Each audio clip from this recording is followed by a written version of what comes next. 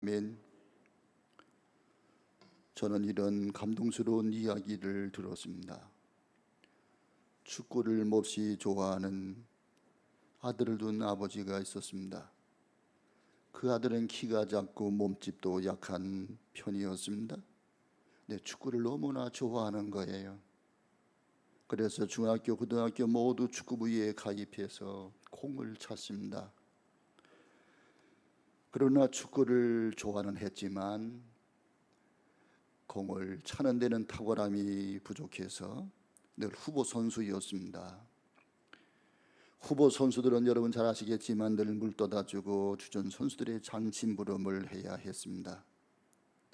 단 한 번도 선수로 정식 시합에 출전하여 본 적이 없었어요. 그러나 그는 언젠가는 주전 선수로 출전하리라 희망을 버리지 않았습니다. 그래서 하루도 거르지 않고 열심히 연습을 했습니다. 그 소년이 공을 차는 그 날이다 그러면 그 아버지는 축구장에 나와서 관중석에서 소리를 지르면서 열심히 응원합니다. 대학에 입학하여서도 역시 축구부에 지원했습니다. 감독은 정신력이 좋다고 축구팀에 넣어주기는 했습니다. 이 소식을 들은 아버지는 그 대학 소속팀이 경기하는 4년 티켓을 다 샀습니다. 그런데 이 아들이 4년 동안 단 한 번도 주전 선수로 출전하지를 못했습니다. 그러나 그 아버지는 경기 때마다 관중석에 앉아서 소리 지르면서 샤우팅을 하면서 열심히 응원했습니다. 졸업을 앞두고 마지막 시험이 있기 전에 그의 아버지가 돌아가셨다는 비보를 듣고 그 청년은 고향을 다녀온 거예요. 아버지 장례식을 치르고 돌아왔습니다. 그때 그가 후보 선수로 뛰고 있는 팀이 뒤지고 있는 거예요. 그는 감독에게 제발 자신을 출전시켜 주시라고 사정을 합니다. 감독은 거절했습니다. 그럼 너무나 열정적으로 매달리는 그 후보 선수를 외면할 수가 없어서 이미 경기는 기울어졌고 패색이 짙었습니다. 네 소원이 그러면 한번 나가 출전해라. 그런데 그가 나가서 경기에 참여하고 경기의 흐름을 완전히 뒤바꿔 버렸어요. 그는 누구보다 열심히 뛰었고 잘 뛰었고 공도 잘 막아냈습니다. 마침내 그는 첫 번째 이 경기에 출전해서 골을 터뜨려 동점을 만들어요. 그리고 종료 1분을 남겨놓고 승리 쐐기골을 터뜨렸습니다. 기적이었습니다. 경기가 끝난 후에 감독은 그를 껴안고 어떻게 그렇게 잘 뛸 수가 있냐고, 처음으로 출전해서 두 골을 터뜨린 그는 울먹이며 이렇게 대답했습니다.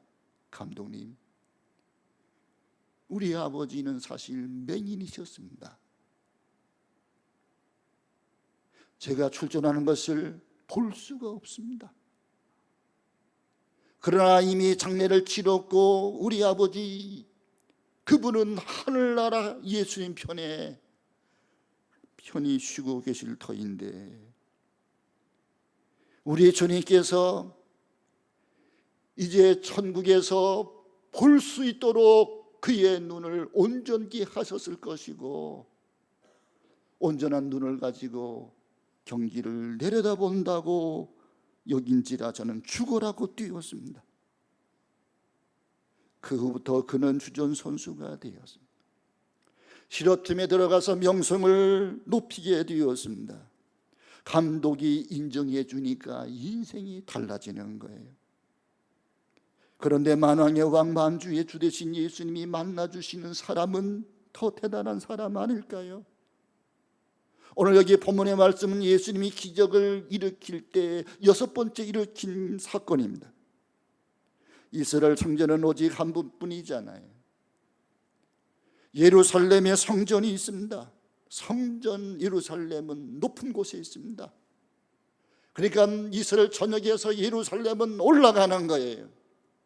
수도였기 때문에 그렇고 성전이 있기 때문이고, 그래서 예루살렘의 북쪽에서도 올라간다, 남쪽에서 올라간, 동서에서도 올라간다고 그렇게 이야기를 해요. 예루살렘 성전에서 예배를 드립니다. 그런데 갈릴리 지역에서 예루살렘까지는 거리가 있어요. 예배하러 올라갈 수가 없어요. 그러니까 이 갈릴리 바닷가의 마을에 회당을 세워놓고 그곳에서 안식일 예배를 드립니다. 그리고 그곳에서 평일에는 율법 공부를 합니다. 그 회당의 최고 책임자가 야이로 책임자였습니다. 그는 회당장이었습니다. 회당장은 율법의 정통관입니다. 어느 날 예수님이 갈릴리 해변으로 건너가셨습니다. 예수님 오셨다는 소문이 온 동네에 퍼져나갔습니다. 그때 회당장 야이로의 12살 난 딸이 있었는데 그 딸이 병들어 죽게 된 거예요. 상당히 중병이었습니다. 이 회당장은 겸손하게 예수님을 찾아왔습니다. 그리고 예수님 발 앞에 엎드렸습니다. 그리고 자기의 소원을 아렸습니다. 23절 말씀이지요. 우리 23절 같이 읽습니다. 간곡히 구하이르되 내 어린 딸이 죽게 되었사오니 오소서 그 위에 손을 얹으사 그로 구원을 받아 살게 하소서. 이런 말을 할 때 회당장 집에서 한 사람이 달려와 예수님께 말했습니다. 야이로 회당장님, 딸이 죽었습니다. 이제 예수님을 괴롭히지 않아도 되겠습니다.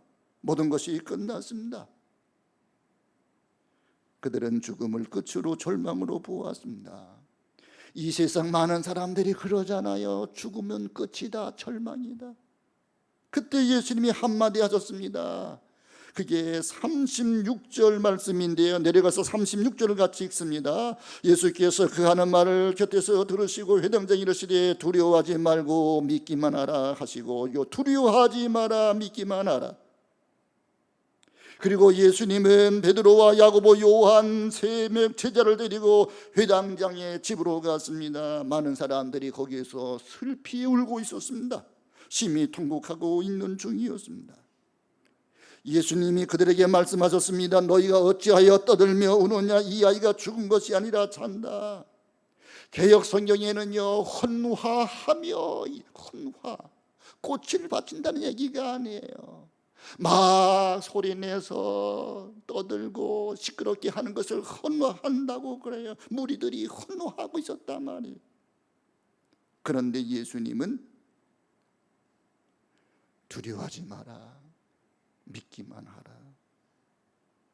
그리고 이 아이가 죽은 것이 아니라 잔다. 죽은 아이를 보고 예수님은 잔다고 하니까 사람들이 비웃었습니다. 예수님이 막 그 딸이 죽어 있는 시신이 있는 곳에 부모와 세 제자만 데리고 들어갔습니다. 왜 그리 했었을까요?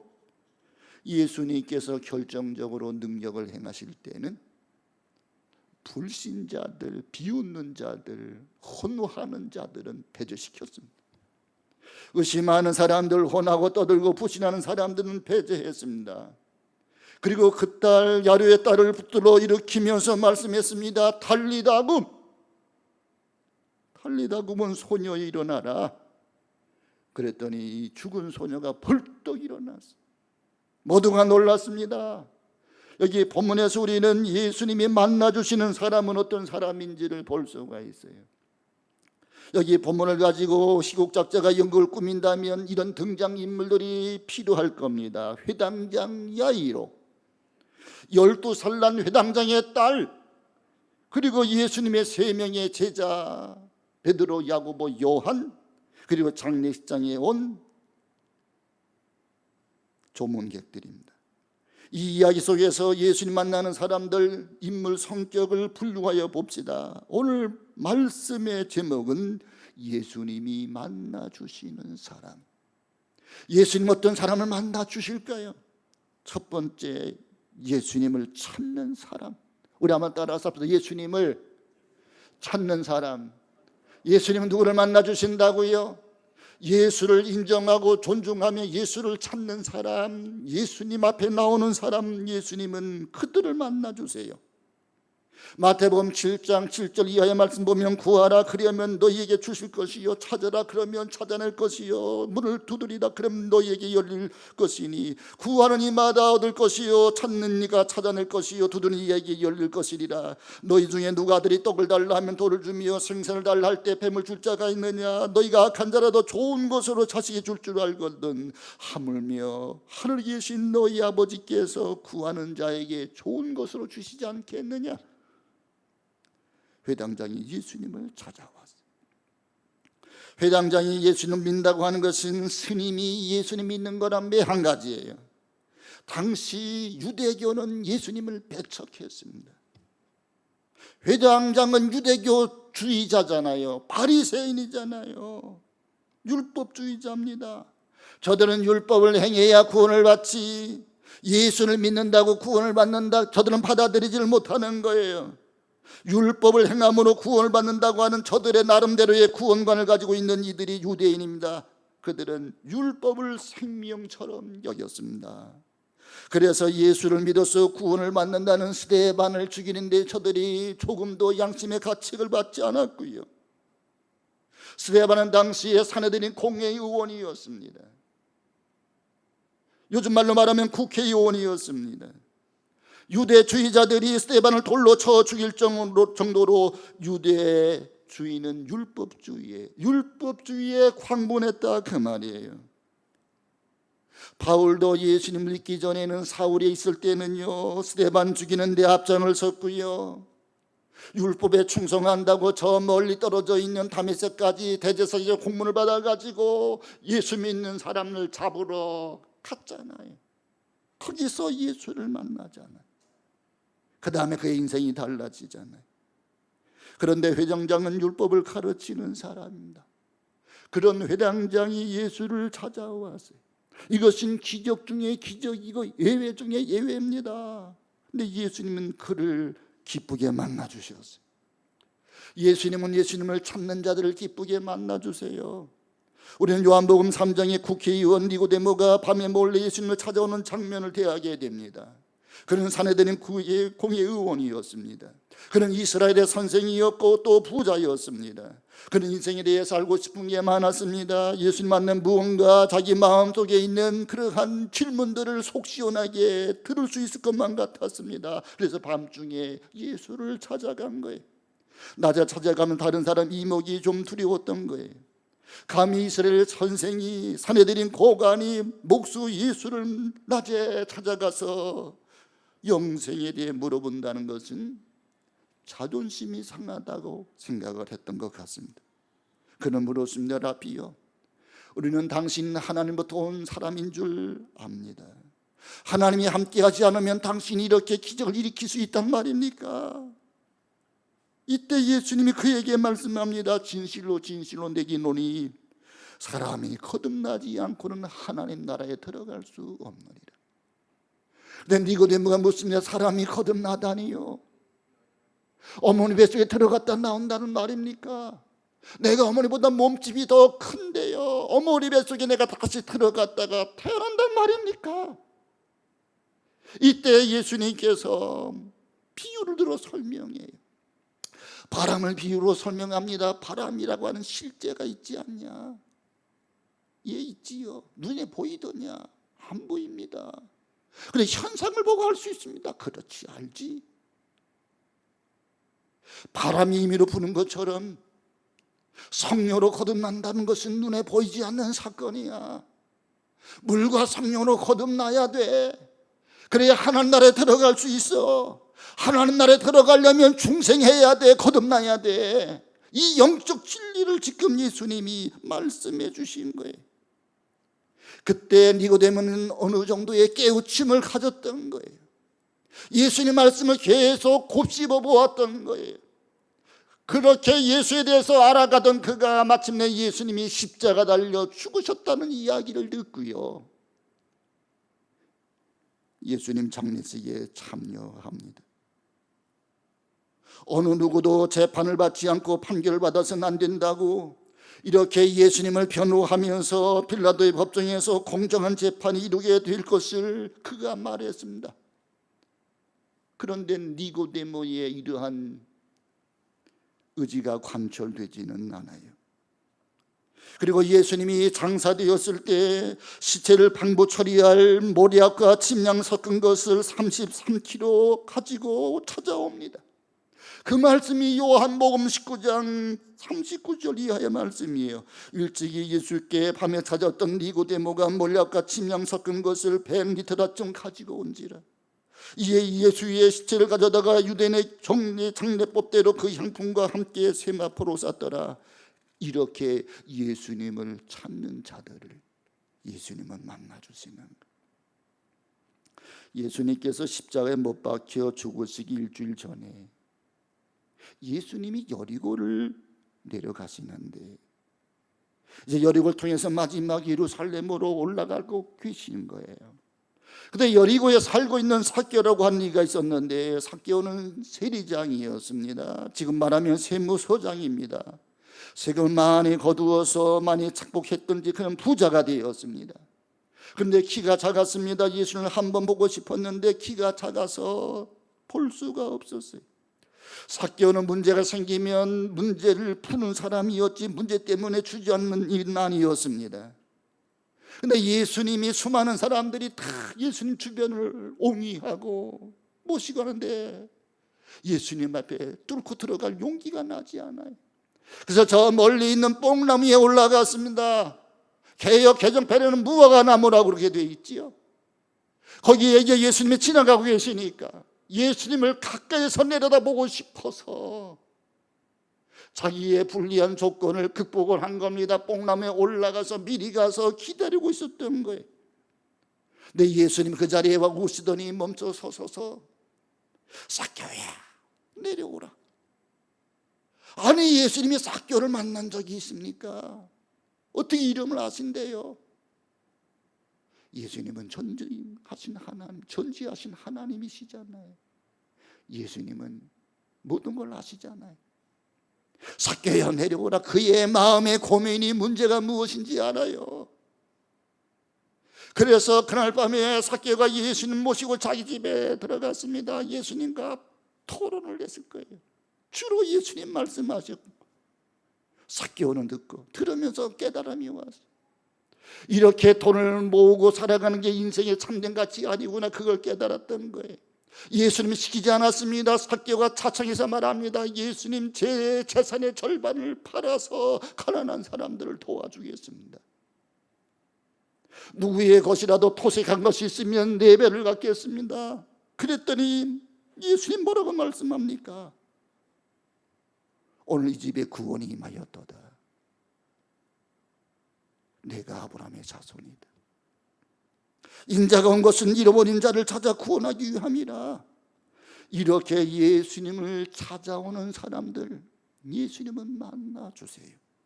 문제가 있습니까? 우리가 예수님 앞에 나아가야 돼요.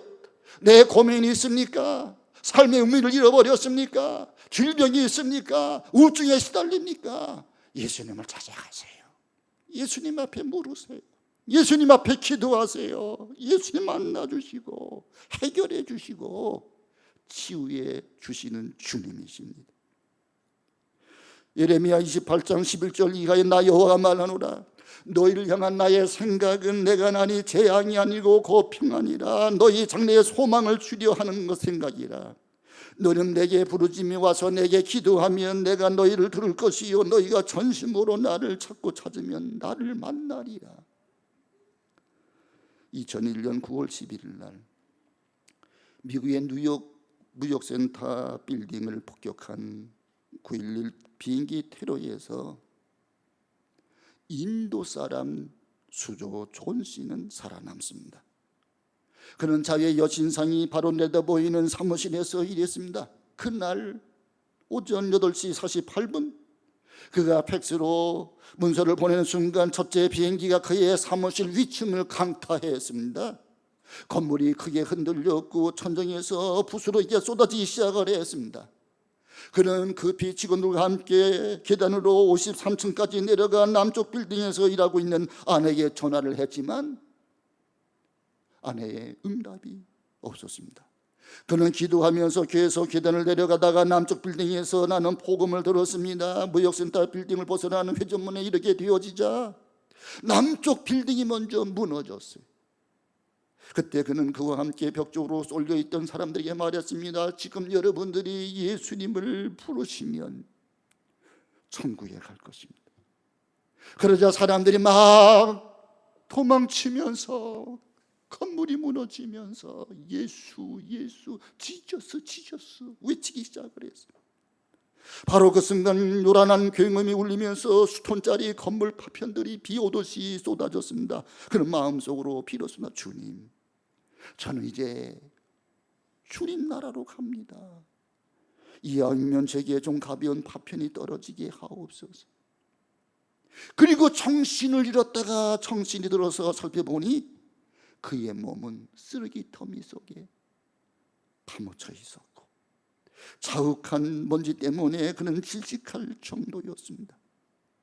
주위를 살펴보면 모두 다 죽어 있어요. 그는 번쩍이는 불빛을 따라 간신히 환한 바깥으로 나올 수가 있었습니다. 건물 파편에 깔려 찌부러진 앰뷸런스에서 나오는 그 불빛은 주님이 비추는 등대 같았습니다. 갑자기 휴대폰이 울리기에 놀라서 받아보니 아내 목소리였습니다. 여보, 살아계세요. 죽은 줄 알았던 아내도 살아남은 거예요. 그는 절박한 상황 속에서 예수님을 불렀고, 예수님을 부르고 구원받는 사람도 있었고, 예수를 부르다가 죽어서 천국에 갔던 사람들도 많았던 겁니다. 목자 대신 예수님만 따라가는 양에게는 주님의 돌보심, 보호하심이 있는 거예요. 저는 이 말씀을 생생하게 믿습니다. 예수님은 예수님을 찾는 사람들을 만나주세요. 두 번째, 예수님 누구를 만나주시느냐? 믿는 사람의 자녀입니다. 우리 한번 따라서 합시다. 믿는 사람의 자녀. 여기 예수님은 예수님을 찾는 사람의 자녀를 사랑하시고 만나주세요. 회당장 야이로의 딸을 예수님은 살려주셨습니다. 완전히 죽었던 12살 난 무남 동료였잖아요. 그 아이는 그 가정의 희망이었습니다. 야이로의 딸이 믿음이 있었던 것은 결코 아니었습니다. 아버지의 믿음 때문에, 아버지의 열정 때문에 아버지 야이로가 예수님을 찾아갔고 예수님께 무릎을 꿇었고 예수님께 요청했기 때문에 그는 살아난 거예요. 하나님은 부모님의 믿음을 보시고 자녀를 사랑하세요. 부모의 행함 때문에 자녀를 축복하세요. 디모데는 외할머니 로이스, 어머니 유닉의 그들의 믿음을 통해서 축복받는 목회자가 됩니다. 여러분, 오벳에돔을 아시잖아요. 그는 62명의 자식을 낳았습니다. 그런데 그들 모두가 다 능력이 있어서 직무를 잘하는 용사들이었다고 그랬습니다. 여러분, 62명의 자녀를 낳았다면 그 자녀들 가운데 한두 명쯤은 좀 모자란 사람이 태어날 만 하잖아요. 62명이면 옥에도 태교에 티가 있듯이 삐뚤어나간 아들이 한두 명쯤 있을 만하잖아요. 그런데 한결같이 능력 있는 아들들, 자기 직무를 잘하는 사람들, 하나님을 잘 믿는 사람들, 민족을 움직이는 용사가 나왔습니다. 이 말씀이 역대상 26장 7절 8절인데 스마가의 아들들은 오드니와 르바엘과 오벳과 엘사밧이며 엘사밧의 형제 엘리와 스마가는 능력이 있는 자니 이는 다 오벳에돔의 자손이라. 저희와 그 아들들과 그 형제들은 다 능력이 있어 그 직무를 잘한 자이니 오벳에돔에게서 난 자가 62명이며 저는 여러분들이 예수 잘 믿어서 여러분이 이 땅에서 승리할 뿐만 아니라 저 천국에 가서도 예수님 품에 여러분 어디서 서기를 바라고요. 뿐만 아니라 여러분들의 후손들이 잘 되기를 주 이름으로 축복합니다. 이같이 예수님은 부모가 하나님 참 섬길 때 그 자녀를 축복하세요. 아론과 훌은 모세를 잘 섬기는 두 일꾼이었습니다. 아론은 친형이었습니다. 훌은 미리암의 남편 매형이지요. 그런데 홀은 모세를 잘 섬기는 일꾼이었습니다. 모세 곁에서 늘 모세가 피곤하면 그를 도와주었습니다. 손을 붙들어 주었단 말이에요. 그러던 어느 날 모세는 시내산에서 하나님의 집 성막을 만들라는 계시를 받아가지고 내려오는데, 모세는 시내산에서 내려오자마자 훌의 손자 보살레를 불러서 하나님의 집 성막을 만드는 사명을 맡깁니다. 하나님은 하나님을 잘 믿는 그 부모의 자녀를 만나주시고 축복해 주시는 거예요. 여기 오늘 본문의 말씀 보면 회당장 야이로가 나오고요, 그 사람은 그 시대적 분위기와 그런 문화를 뛰어넘어서 예수를 알았고요, 예수를 믿었고요, 예수를 찾아갔고 예수 앞에 무릎을 꿇었고요, 예수님 앞에 자기 사정을 아뢰고, 그리고 그 딸이 죽었다가 살아나잖아요. 이것은 그가 죽었다가 살아난 것은 아버지 야루의 믿음 때문입니다. 부모의 믿음이 그 자녀들에게 흘러가는 거예요. 그래서 축복이 흘러 넘치게 되는 거예요. 여러분, 감리교에 유명한 형제 목사님들이 있어요. 큰아들은 광림교회 김선도 목사, 둘째 아들은 금난교회 김홍도 목사, 세 번째는 임마누엘 교회의 김국도 목사, 네 번째는 김건도 목사. 그런데 첫째 아들, 둘째 아들은 10만 명 되는 교회를 키웁니다. 금난교회, 광림교회가 10만 명이 되잖아요. 감독 회장을 지내요. 김국도 목사도 한 5만 명쯤 교회를 자랑했잖아요. 많은 선교사를 보내고 군 선교를 비롯한 사회 선교를 많이 한 교회들입니다. 그런데 그 아들들이 그렇게 다 크고 훌륭한 목회를 감당할 수 있는 것은 뭐냐? 그들이 공부를 많이 해서요? 아니에요. 공부 그보다 많이 한 사람들이 얼마나 많은데. 그것은 그의 어머니 이숙녀 전도사님의 믿음 때문입니다. 이숙녀 전도사님은 6.25 동란 중에도 자녀들 데리고 부산으로 피난을 갔는데, 부산에 가서 자녀들이 그때 어린아이들이었는데 초콜릿을 팔면서, 껌을 팔면서 초콜릿 사주세요, 껌 사주세요. 그래서 돈을 벌어가지고 오면 정확하게 11조를 성별해서 먼저 하나님께 드리고 감사함을 드리게 했다는 거예요. 먹을 양식이 없어서 양조장에 그 술찌개미를 가져다가 먹이면서, 그래서 술이 취해가지고 비틀비틀대면서 초콜릿 사주세요, 껌 사주세요, 이렇게 벌어온 돈을 11조를 뗀다는 것. 아들이 엄마 우리 좀 밥 좀 먹자, 흰쌀밥 좀 먹자. 아니야, 하나님께 먼저 드려야지. 그 믿음, 하나님이 그 이숙녀 전도사 그 어머니의 믿음을 연락하신 거예요. 그것이 축복으로 나타난 것입니다. 다 누구든지 큰 목회하고 싶지요? 안 되잖아요.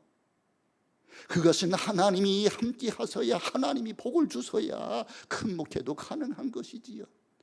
부모의 믿음 때문에 축복을 받고요, 부모의 믿음 때문에 믿음이 계승되는 것입니다. 우리 성도님들이 성실하게 신앙생활을 잘하면 하나님은 여러분뿐만 아니라 여러분의 후손들을 축복해 주심을 믿으시기를 바랍니다.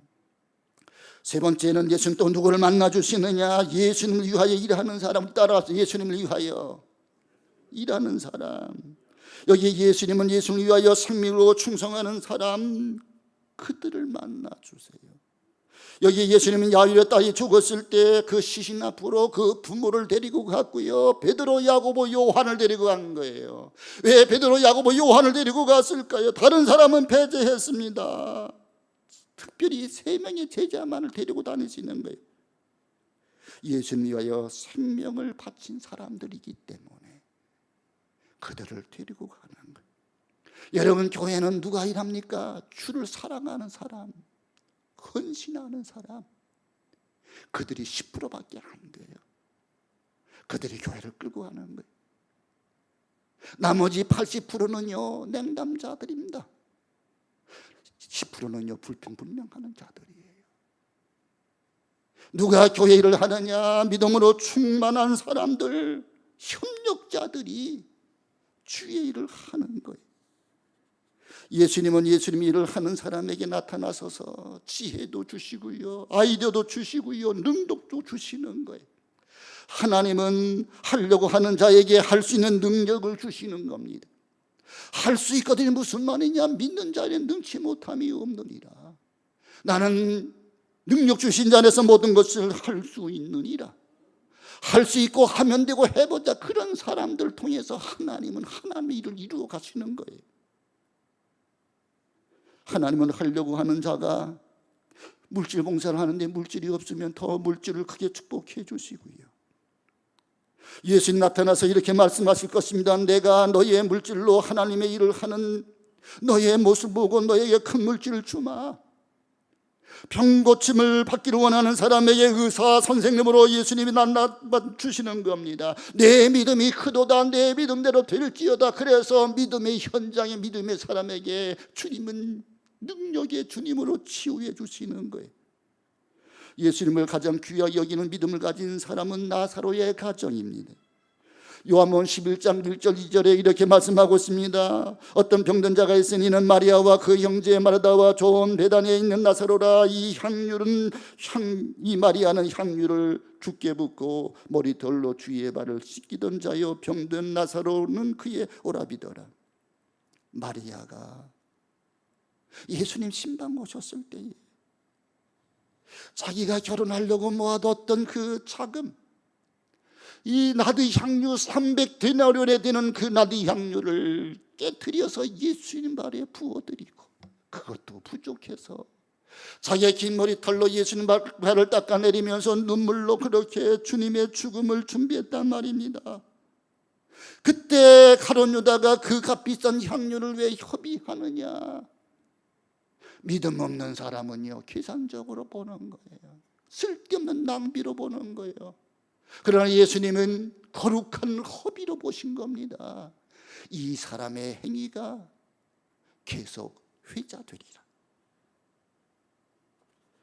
그 여인은 예수님을 최고로 사랑한 사람입니다.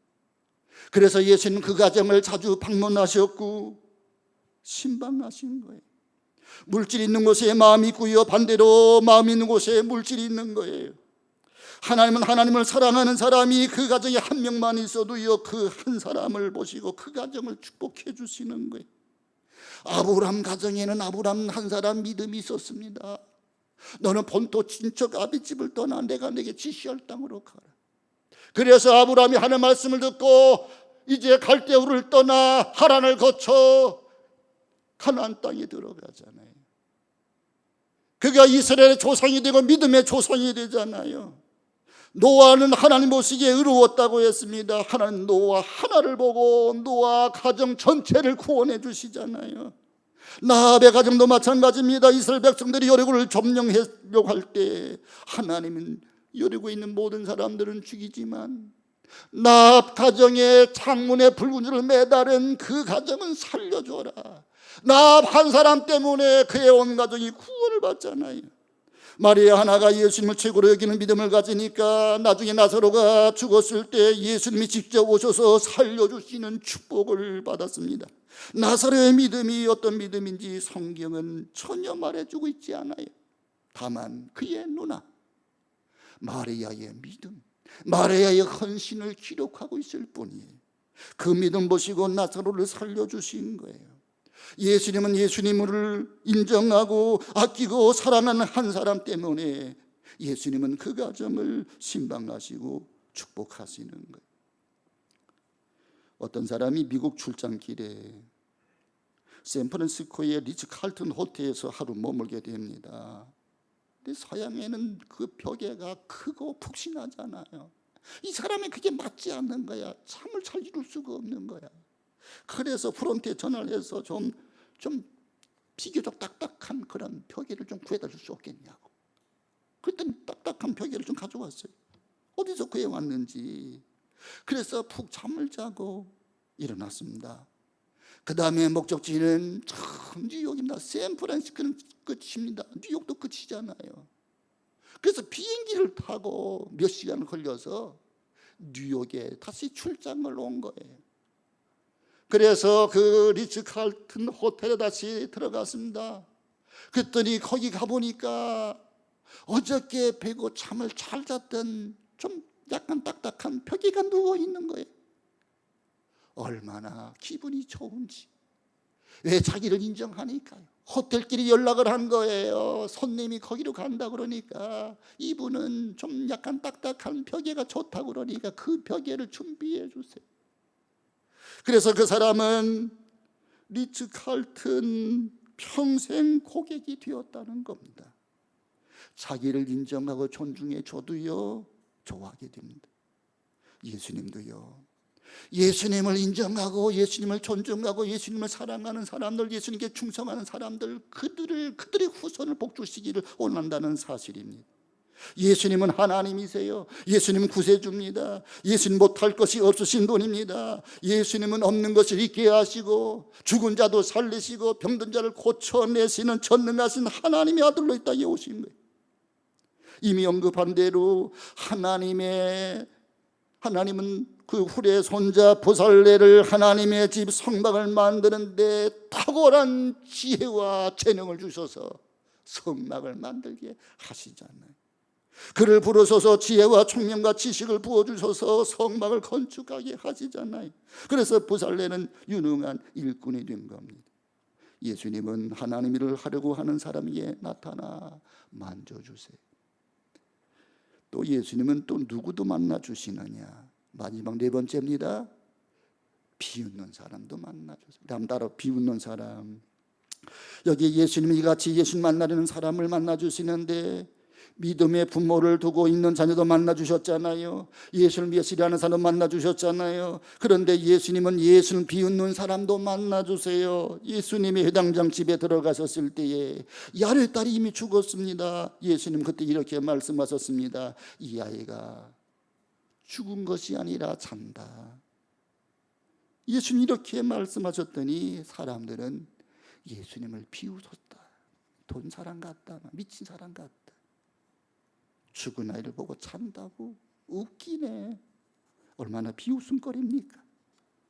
그러나 예수님은 침묵을 지키시며 달리다굼, 소녀의 손을 잡고 달리다굼, 일어나라.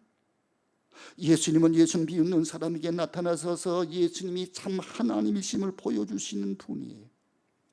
비웃는 사람들은 예수님이 죽었던 소녀를 살아나게 하는 그런 모습을 보고 크게 놀라거늘 이렇게 말씀대로 기록해 놓고 있네요. 크게 놀라거늘.